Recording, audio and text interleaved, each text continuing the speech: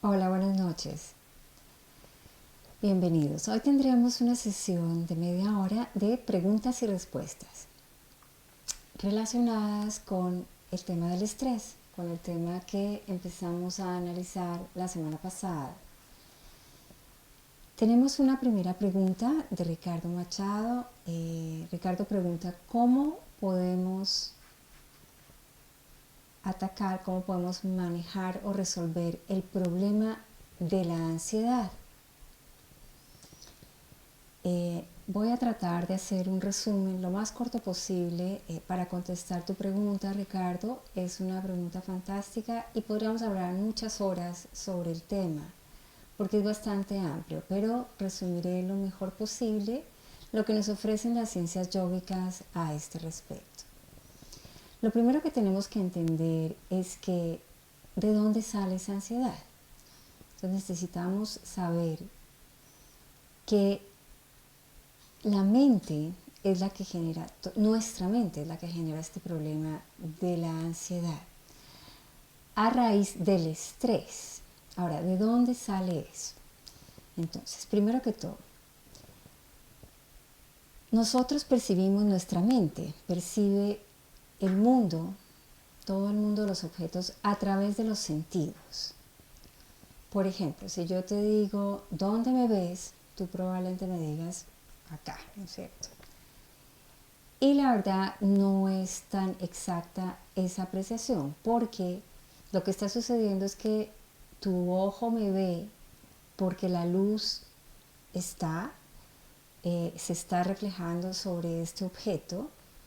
Entonces el lente del ojo está percibiendo, se invierte la imagen, está percibiendo la imagen, esta se invierte, bueno, funciona todo el tema de lentes ahí, que es poderosísimo, y pasa la señal al cerebro y el cerebro percibe esa imagen, la interpreta y produce una información. Esa información va a generar un pensamiento, varios pensamientos, va a generar emociones, va a generar sentimientos, en fin, puede generar muchas cosas. ¿Cuál es el problema? El problema es cuando ese input, esa entrada que está recibiendo el cerebro se torna compulsiva y empieza a hacer iteraciones sin fin, volviendo una y otra vez al pensamiento que se generó, a esa percepción, esa interpretación y el pensamiento que genera, o como decíamos, ¿no? Cualquier otra cosa. Depende un poco de la vibración, pero pueden ser emociones y de cualquier tipo, en fin, pueden pasar muchas cosas ahí. El problema entonces, como vemos, es compulsivo. Se genera por la compulsión. Entonces, lo que queremos ver es cómo las ciencias yógicas pueden romper esa compulsión y romper ese ciclo infinito que genera la mente. Porque al hacerse compulsivo y al hacerse iterativo n veces, pues es que se generan todo tipo de problemas en el organismo y en la mente. El estrés puede producir diferentes cosas, además de ansiedad, podría producir depresión, puede producir dolor de estómago, dolor de cabeza, problemas respiratorios, en fin, depende mucho del humor o fuerza que maneje cada cuerpo. Esto, de acuerdo con la medicina ayurveda, que fue la que yo estudié algo de los fundamentos de medicina ayurveda para poder entender estos organismos. Y en el mundo ayurveda existen 3 tipos de cuerpos. De acuerdo con ese tipo se maneja una fuerza específica. Entonces, por ejemplo, si la persona es vata, la fuerza que va a predominar es el aire. Se va a estar moviendo muy rápido la mente por un exceso de aire, si es que está desbalanceada la persona. Si la persona es pita, maneja el fuego, y si se desbalancea, su órgano vulnerable va a ser el estómago. En el caso Vata, el órgano vulnerable es el colon, Pita el estómago, y en el caso de Kapha, que es el tercer tipo de cuerpo, el órgano vulnerable son los pulmones. Menciono esto porque dependiendo del tipo de fuerza, del tipo de cuerpo que tenga la persona, si hay estrés, es porque hay un desbalance en el aire, ¿no es cierto? Y si esa persona es Pitta o Kapha y no Vata, es porque primero se desbalanceó su fuerza primaria. Es decir, un Pitta que maneja fuego, si tiene problemas de estrés, tiene que revisar porque lo más probable es que tenga problemas en su sistema digestivo como un punto de partida, ¿no? Entonces es importante por esa razón. Después podemos ver más detalles de eso, pero por ahora digamos que solo quiero plantear qué pasa con los tipos de cuerpos y qué se desbalancea, ¿no? Primero, segundo, tercero, se pueden desbalancear las tres fuerzas y se puede enfermar la persona gravemente. Ok, entonces vemos que físicamente pueden ocurrir todas estas cosas. Ahora veamos qué nos ofrece el mundo yógico para resolver el problema. Tenemos tres tipos de prácticas yógicas que podemos usar para controlar la ansiedad o eliminarla, ¿no? En el mejor de los casos. En primer lugar, tenemos las asanas o posturas. Las asanas o posturas, dicen los sabios antiguos, se utilizan para sanar el cuerpo físico. El pranayama, que son todas las técnicas de respiración, se utilizan para sanar la mente. Y también la meditación. Entonces los sabios dicen, si quieres sanar el cuerpo, haz asanas, si quieres sanar la mente, haz pranayama. De todas maneras, todas son conducentes a lo mismo, que es el bienestar óptimo de la persona, ¿no? Del ser. Entonces las asanas o posturas fue lo que vimos la semana pasada. La práctica está en Instagram TV si la quieren revisar. Y hay unas secuencias de asanas de posturas para relajar el organismo y algunos consejos pues para combatir esa ansiedad, depresión o estrés.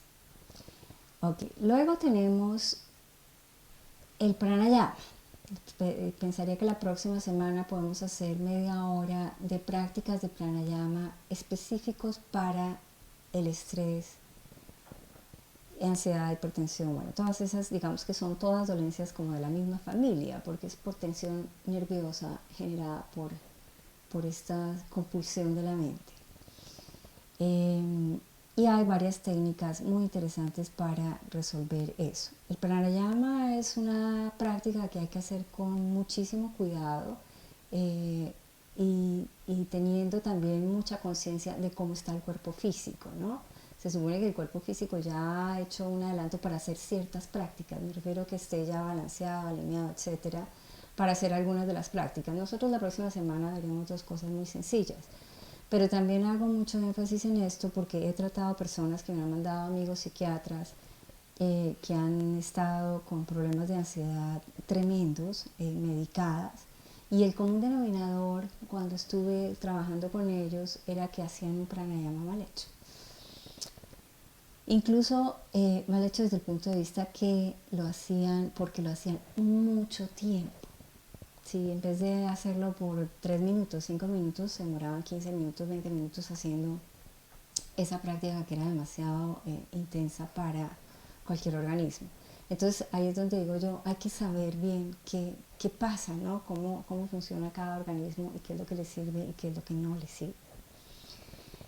Y el tercer mecanismo, la tercera herramienta que nos da el mundo yógico para combatir la ansiedad es la meditación.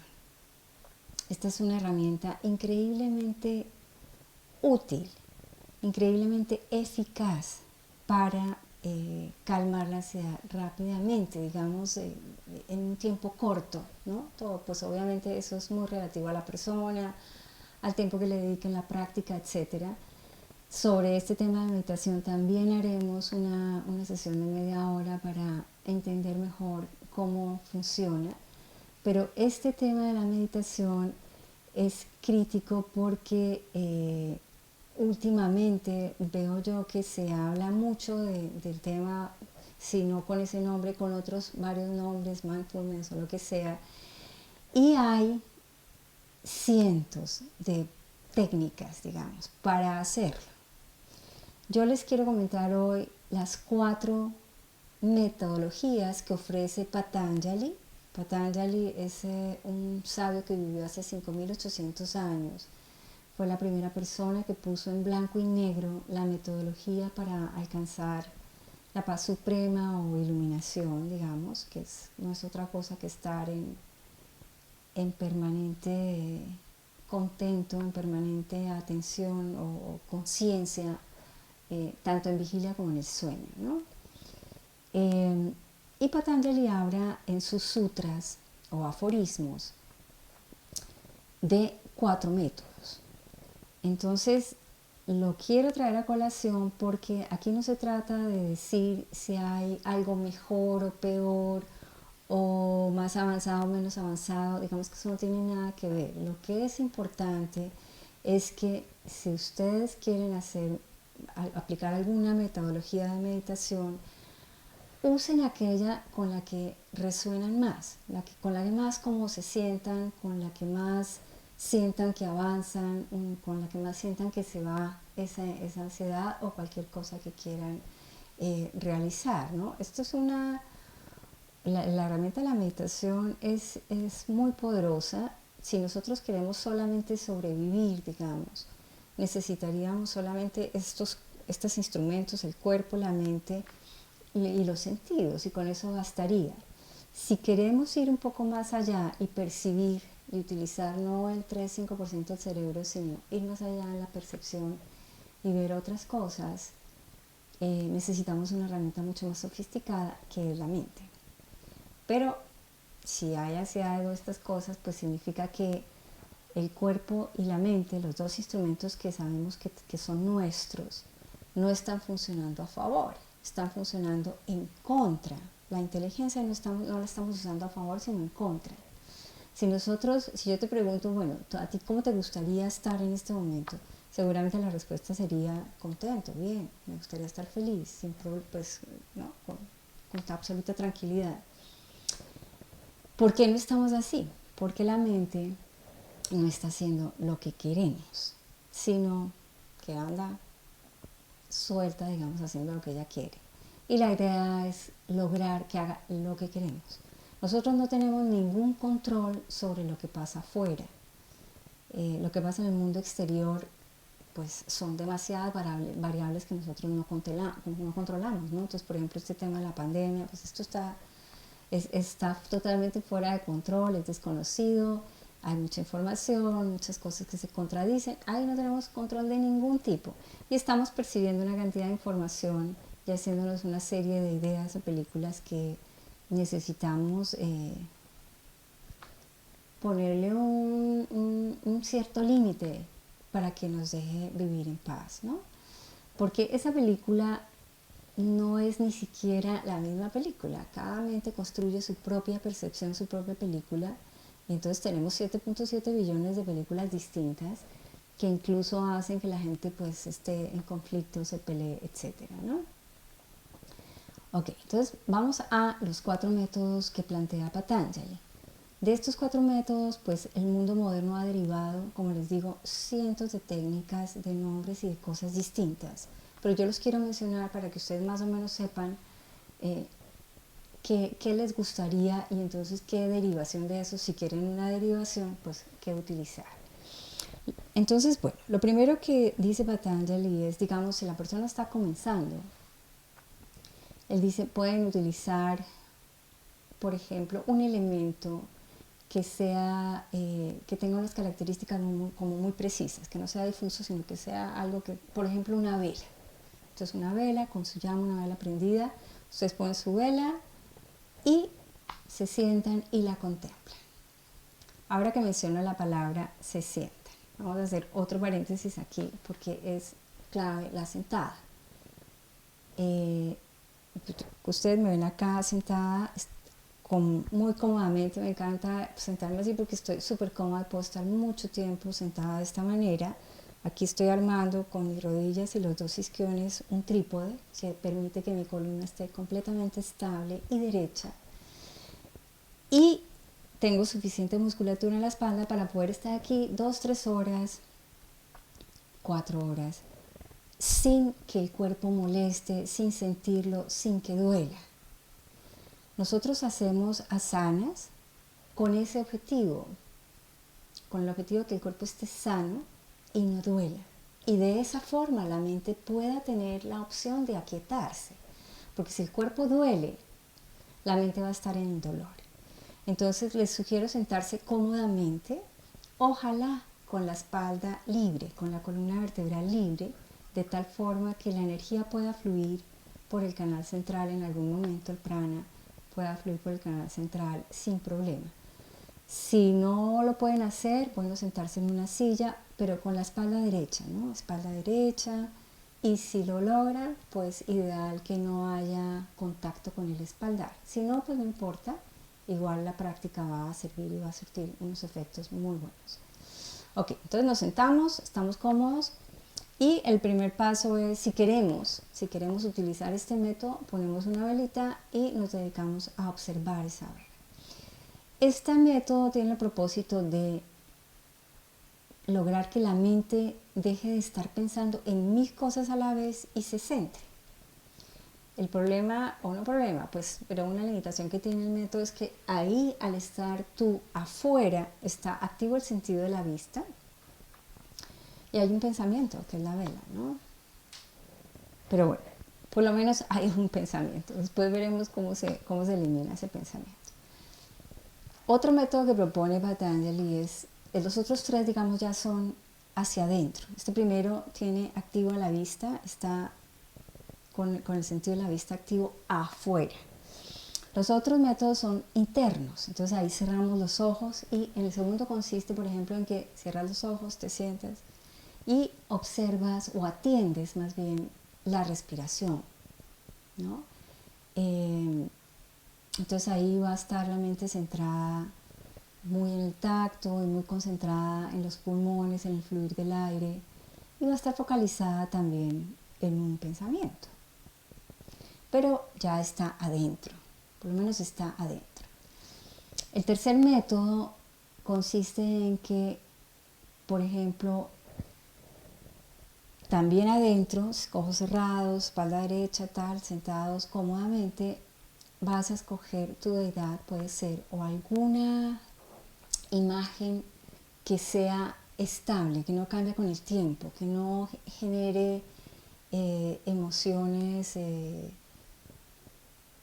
varias, sino que simplemente, por ejemplo, Jesús, Alá, Buda, lo que sea con lo que ustedes están cómodos, contentos, que les produzca paz y felicidad, una imagen que va a estar adentro y ustedes se van a focalizar en ella. Ese es un método un poco más complicado, más difícil de lograr, pero si lo logran y logran atender a esa imagen y estar ahí, en algún momento se producen cosas muy lindas, como que se fusionan el que observa con lo observado, ¿no?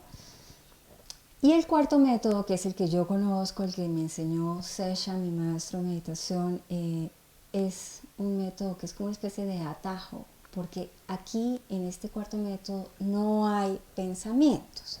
El problema de los otros tres es que de todas maneras hay un pensamiento y después eliminar ese pensamiento no es tan fácil. Podría ser, como les digo, esto no es de fácil o difícil porque depende de cada persona.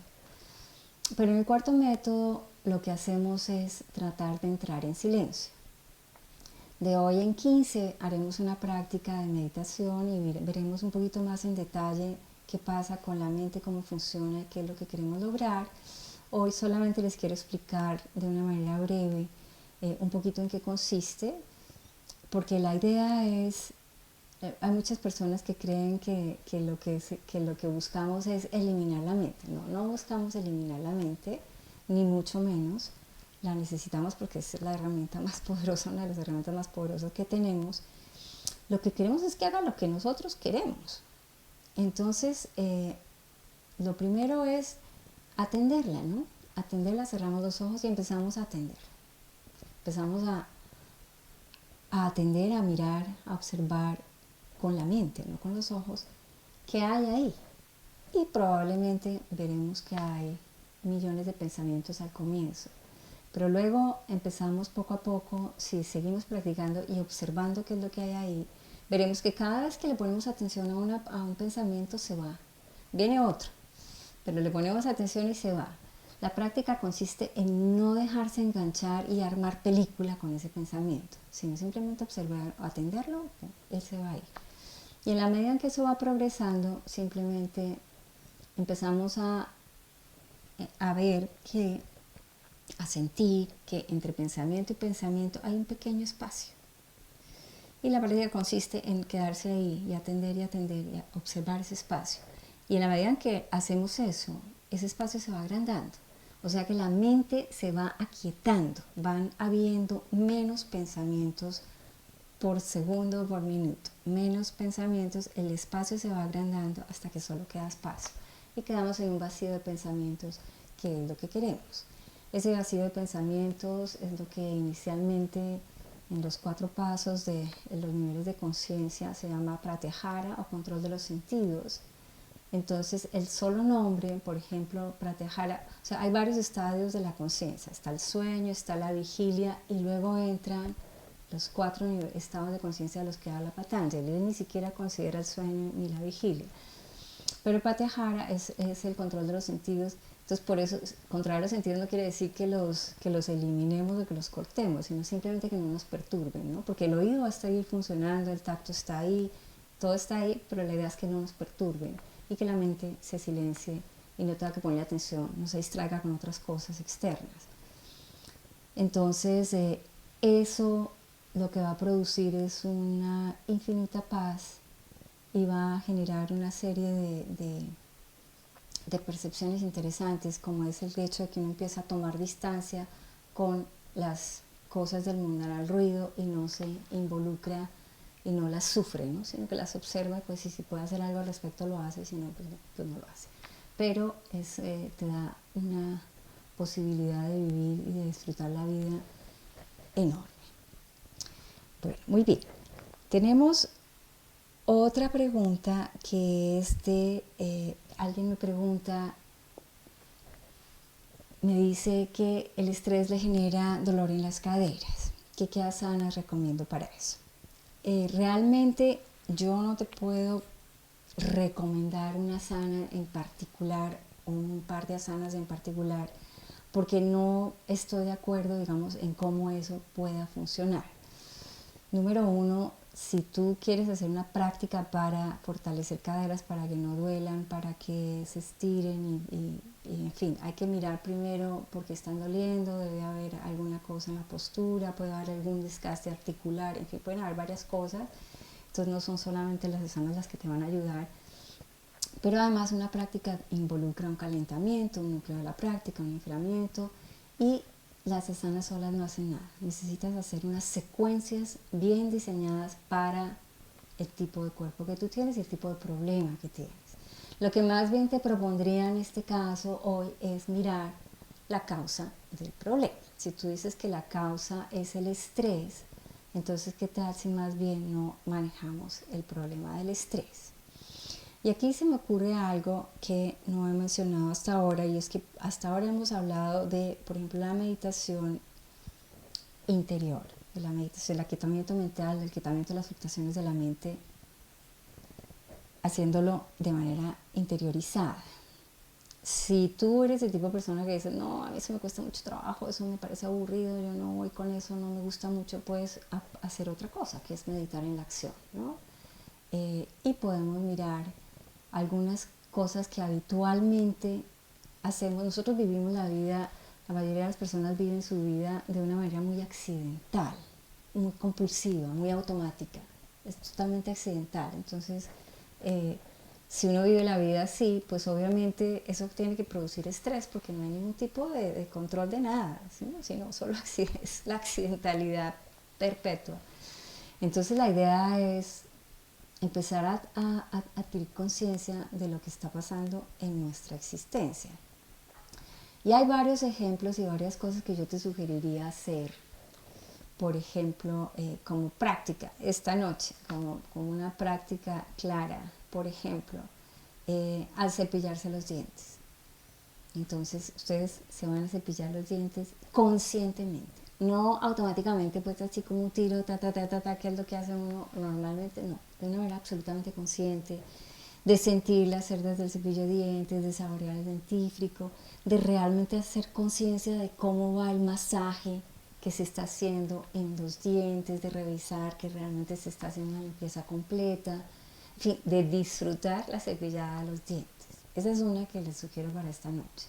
La otra que sugiero para esta noche es, si hay estrés, bueno, y si no lo hay también, eh, cuando se vayan a dormir, antes de dormirse, relájense, pero hagan una relajación consciente, es decir, ustedes se acuestan y empiezan a hacer conciencia de cómo están los músculos de los dedos de los pies, cómo están los músculos de las plantas de los pies, los tobillos, los talones, van subiendo, entonces cómo están las rodillas, las pantorrillas, los muslos, luego van a la cadera, al ombligo, al estómago, que recorren todo su cuerpo, ¿no? El pecho, los hombros, todo, hacen conciencia de cómo está cada músculo del cuerpo. Bueno, cada músculo no, porque son 640, pero digamos los grupos de músculos de las partes más importantes, la espalda, el cuello, la cabeza. Probablemente cuando vayan llegando un poco más arriba ya estén dormidos, porque lo que se necesita para dormirse es la relajación. Les menciono esto porque es crítico, dado que si ustedes se acuestan tensionados, así igualito se levantan. Y eso va matando el sistema nervioso, ¿no? Va produciendo cada día más tensión, cada día más debilidad en el sistema nervioso. Y necesitamos un sistema nervioso poderoso y en estas épocas un sistema inmune supremamente poderoso. La única es teniendo un sistema nervioso full fuerte, ¿no? La otra cosa es, con otros hábitos del día, del diario vivir, hagan conciencia, por ejemplo, en el desayuno, almuerzo, comida. Cada vez que coman conscientemente, saboreando las cosas, las cosas que se están comiendo, las texturas, los olores, disfrutando la comida. Entonces mi invitación es a que empiecen a disfrutar cada respirada, cada momento de la vida, disfrútenlo, pero hagan conciencia de él, porque si no, no lo pueden disfrutar. Si uno está pensando en otras cosas, no está presente, ¿no? Está o en el pasado o en el futuro, que es donde hay pensamientos, y obviamente pensamientos a veces no gratos. Si son gratos y son maravillosos, estupendo, porque es que si uno pudiera tener el pensamiento maravilloso todo el tiempo, pues estaría feliz todo el tiempo. El problema es que normalmente no son tan gratos, entonces generan tensión. Entonces los invito a que lo disfruten y disfruten estas vivencias, y veremos más detalles en las próximas sesiones. Les agradezco mucho la asistencia. Muchas gracias. Buenas noches.